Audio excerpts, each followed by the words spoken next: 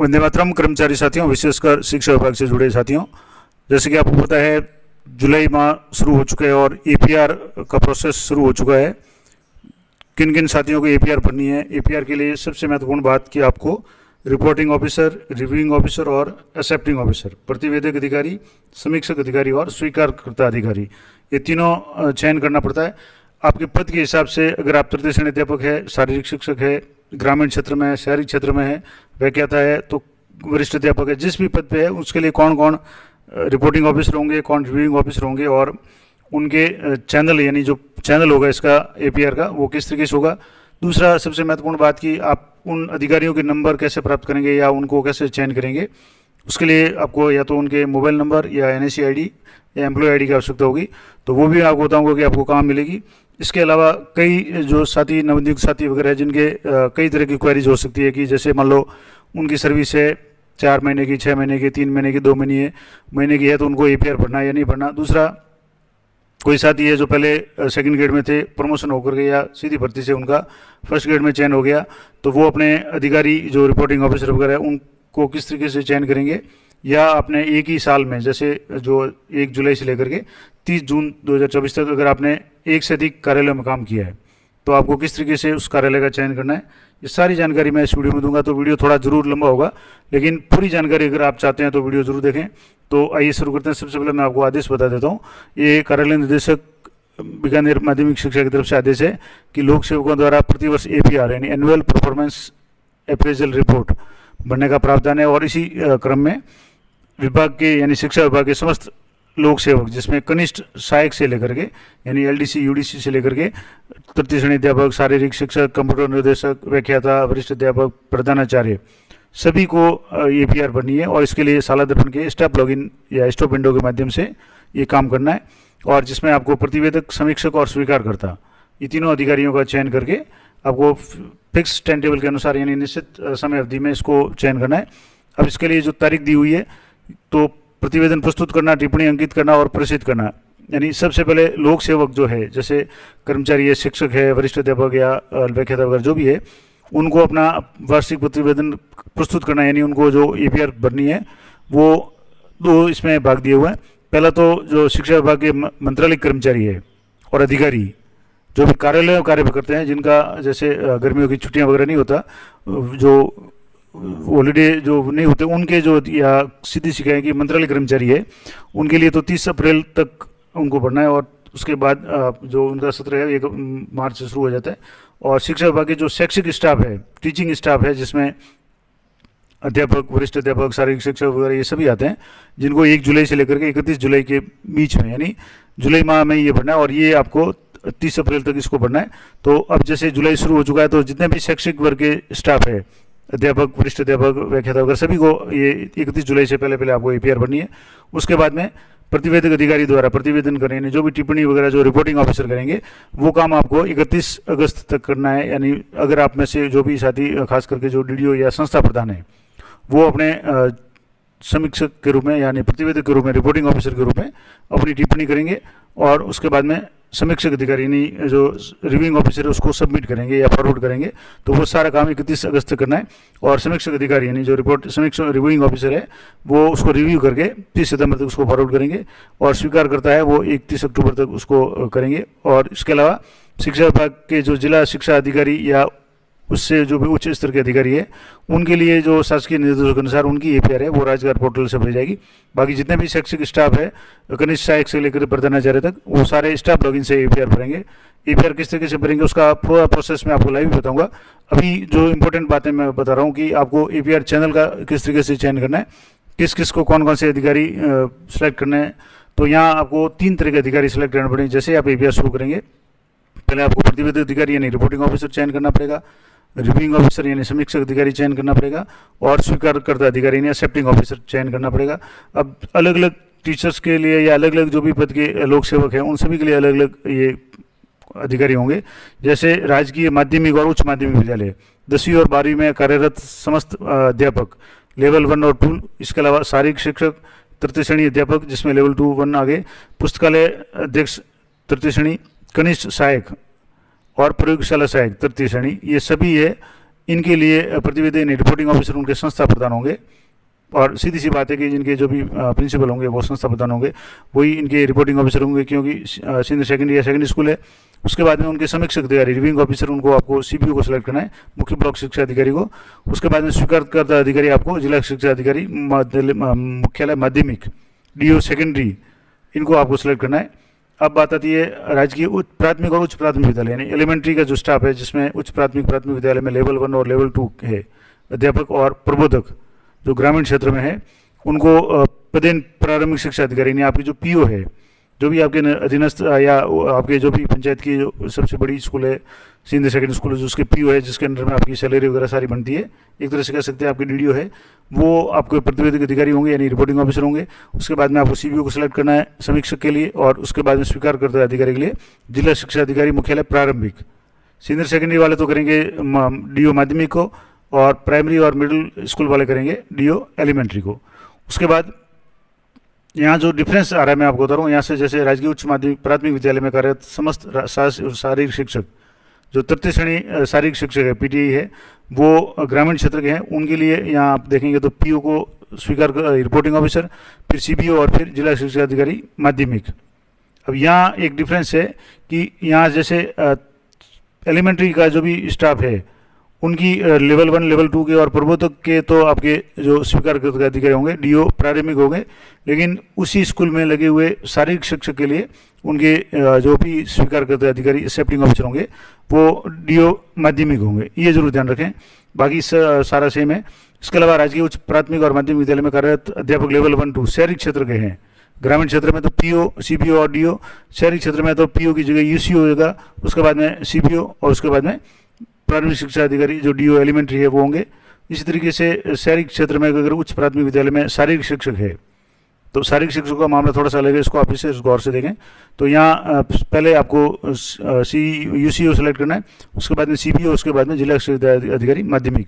तो यानी जो भी पीटी है वो चाहे प्रारंभिक में है या एलिमेंट्री में है या सेकेंडरी सेटअप में, उनके लिए डीओ सेकेंडरी को सिलेक्ट करना पड़ेगा। उसके बाद में राजकीय उच्च प्राथमिक विद्यालय में कार्यरत समस्त वरिष्ठ अध्यापक, यानी मिडिल स्कूल में वरिष्ठ अध्यापक, यानी ज़्यादातर जो संस्था प्रधान है मिडिल स्कूल के एचएम है 8वीं तक के, उनको सबसे पहले आपको पीओ को सिलेक्ट करना है, उसके बाद में सीबीओ को, उसके बाद में संयुक्त निदेशक संभाग यानी ज्वाइंट डायरेक्टर आपके जो भी है उनको सिलेक्ट करना है। तो ये हो गया वरिष्ठ अध्यापकों के लिए। उसी तरीके से राजकीय उच्च प्राथमिक विद्यालय में कार्यरत समस्त वरिष्ठ अध्यापक शहरी क्षेत्र के हैं, तो उनको भी पीओ की जगह यूसीओ, उसके बाद सीबीओ, उसके बाद में संभागीय आयुक्त यानी जो भी ज्वाइंट डायरेक्टर है वो करना पड़ेगा।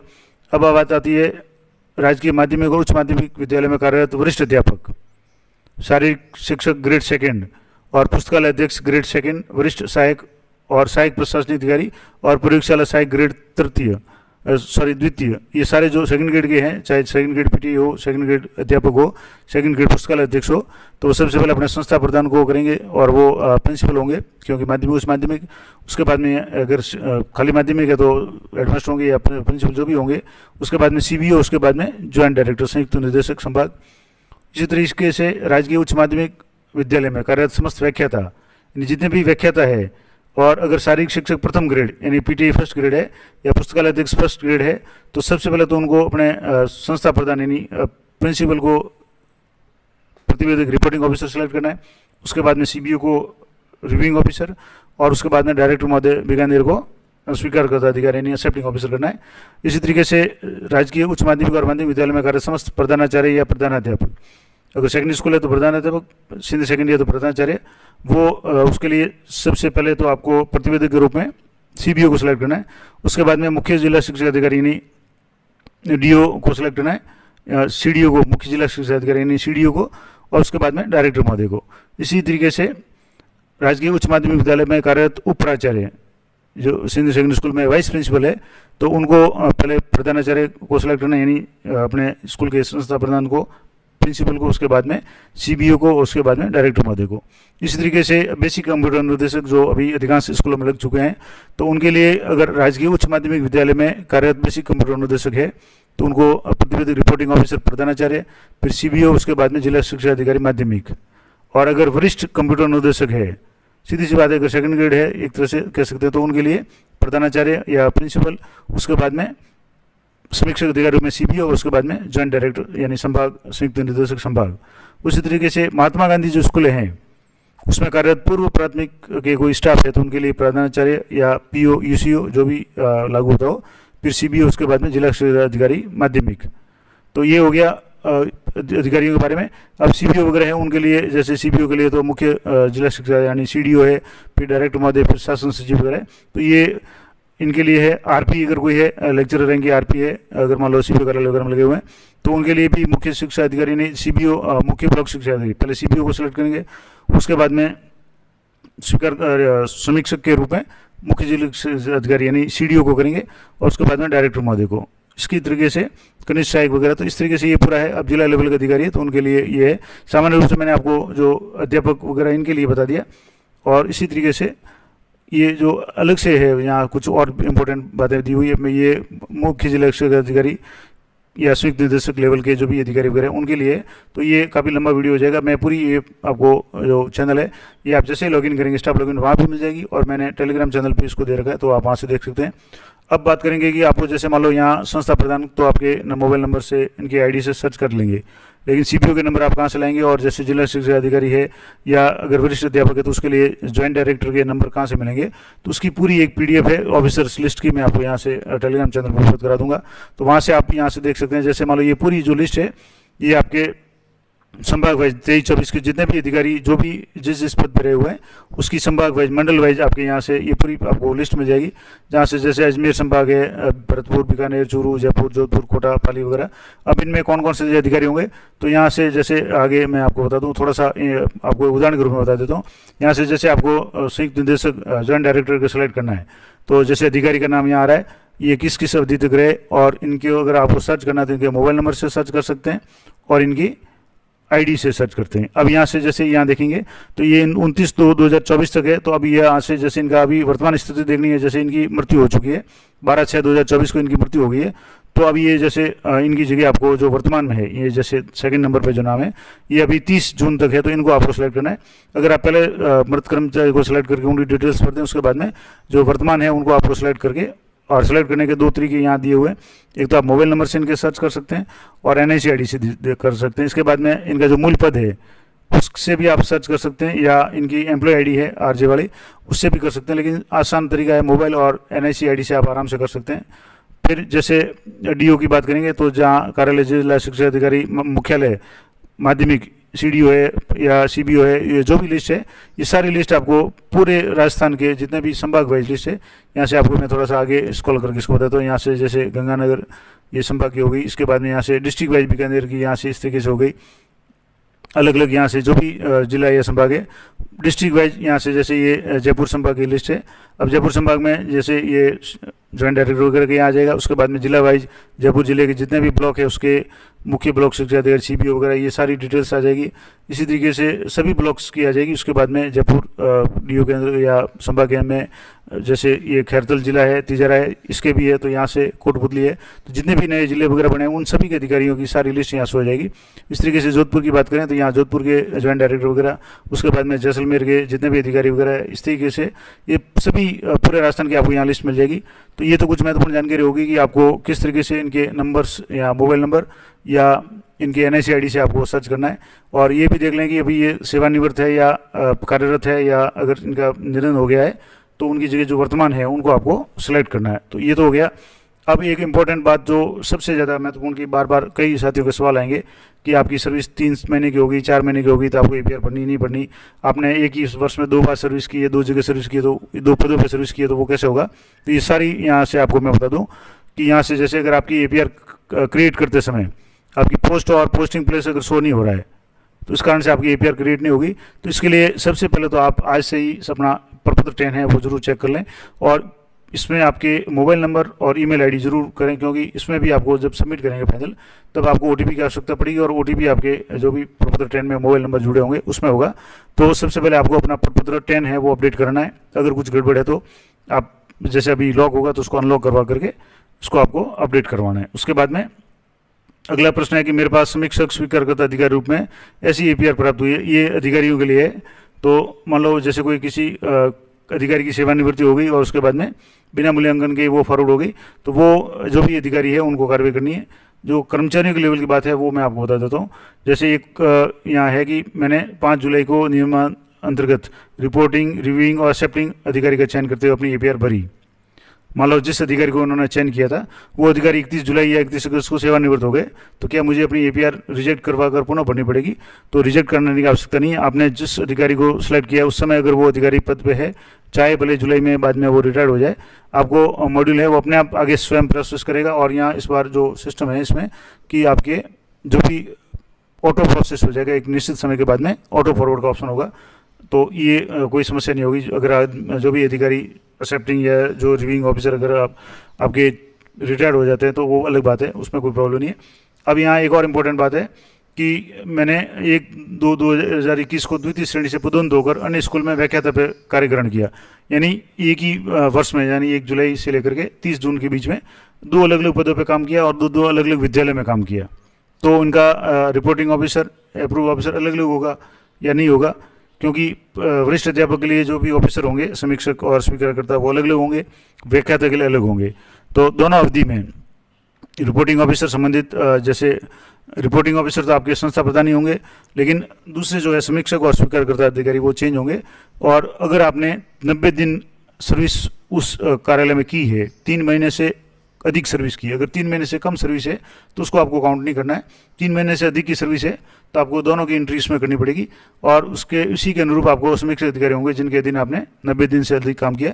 तो जैसे आपने 2 जगह काम किया और दोनों जगह 3 महीने से अधिक काम किया, तो आपको पहले वरिष्ठ अध्यापक की जो डिटेल्स है, जो भी अधिकारी, समीक्षक, स्वीकारकर्ता वगैरह, उनको चयन करना है। उसके बाद में अब वो सेकंड जो आपका टाइम पीरियड है उसके लिए आपको व्याख्याता के रूप में जो भी प्रतिवेदक और समीक्षक अधिकारी है, जैसे सीबीओ है, फिर है आपको जैसे संस्था प्रधान है, फिर सीबीओ और फिर डायरेक्टर महोदय, इनको आपको सेलेक्ट करना है। तो ये महत्वपूर्ण जानकारी है कि अगर आपने 2 अलग अलग पदों पर काम किया तो किस तरीके से करेंगे। एक और इम्पोर्टेंट बात है कि मैं जून 2021 से द्वितीय श्रेणी के रूप में कार्यरत हूँ और मैंने वर्ष पर्यंत एक ही प्रधानाचार्य के दिन कार्य किया है। अब एपीआर चैनल के अनुसार मेरे समीक्षक अधिकारी यानी जो रिव्यूइंग ऑफिसर है वो सीबीओ सर है और उक्त अवधि में ब्लॉक में 3 सीबीओ अलग अलग अवधि में कार्यरत थे। जैसे मान लो पहले XY थे, जुलाई में थे, वो 31 दिसंबर तक सेवानिवृत्त हो गए। उसके बाद में 1 जनवरी 22 से लेकर के 20 जून तक कोई दूसरे थे और अंतिम समय मैंने 30 जून को कोई तीसरे आ गए, जैसे XYZ आ गए। तो इनको मैंने से आपको किसको समीक्षक अधिकारी रूप में चयन करना है, तो जैसे समीक्षक अधिकारी रूप में सबसे जो अंतिम होंगे उनको आप लोगों को चयन करें, क्योंकि बाकी सारे वो अब यहाँ से जैसे एक इसमें दिया हुआ है PQR का मतलब यहाँ हो गया कि जैसे जुलाई में जो कार्यरत थे तो उनके अंडर में आपने 3 महीने से ज़्यादा सर्विस नहीं की। दूसरे जो है उनके अंडर में भी जैसे 21 जून को उन्होंने ज्वाइन किया तो 30 जून तक 3 महीने की अवधि नहीं होती है। तो यहाँ आपके PQR यहाँ दिया हुआ है, जैसे PQR है वो 1 जनवरी 22 से लेकर के 30 जून 22 तक, यानी 6 महीने से अधिक का कार्यकाल इनका रहा है। तो आपको PQR को सिलेक्ट करना है, यानी जिनके अंडर में आपने 3 महीने से कम काम किया उनको आपको सिलेक्ट नहीं करना है। फिर है मेरा मूल पद द्वितीय श्रेणी अध्यापक है।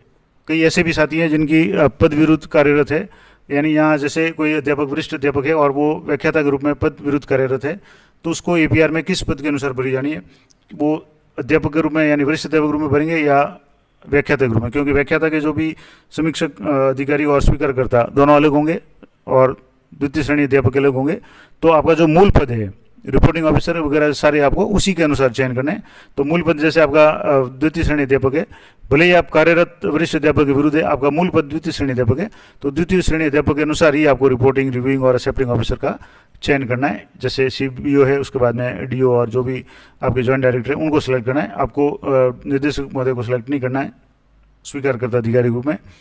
अगला है कि अगर ओटीपी बेस, ओटीपी द्वारा ई साइन यदि फेल हो तो क्या है, अब ये सिस्टम इस बार हटा दिया, ओटीपी से ई साइन वाला सिस्टम नहीं है, अब आप ओटीपी से सीधे इसको फॉरवर्ड कर पाएंगे। तो ओटीपी के लिए आप ये जरूर ध्यान रखें कि आपके जो मोबाइल नंबर है वो प्रपत्र ट्रेन में अपडेट हो। बाकी आपको जो पहले ई साइन वाला जो ऑप्शन था आधार ओटीपी वगैरह वो काफ़ी कॉम्प्लेक्स था, इस बार वो हटा दिया है। आपके सीधे आधार से ओटीपी या साला दर्पण जो पोर्टल पर जो भी मोबाइल नंबर है उसमें ओटीपी आएगा और उससे ये काम हो जाएगा। अगला है कि एक कार्मिक जो पूर्व अवधि में किसी भी राज्य की सेवा में नहीं था और सीधी भर्ती के चयन के रूप में नए कार्मिक के रूप में 31 मई 2022 को ज्वाइन किया। अब 31 मई को ज्वाइन किया तो उसकी सर्विस है वो आपकी 1 जून से लेकर के 30 जून की रही, यानी 30 दिन की रही, 1 महीने की रही।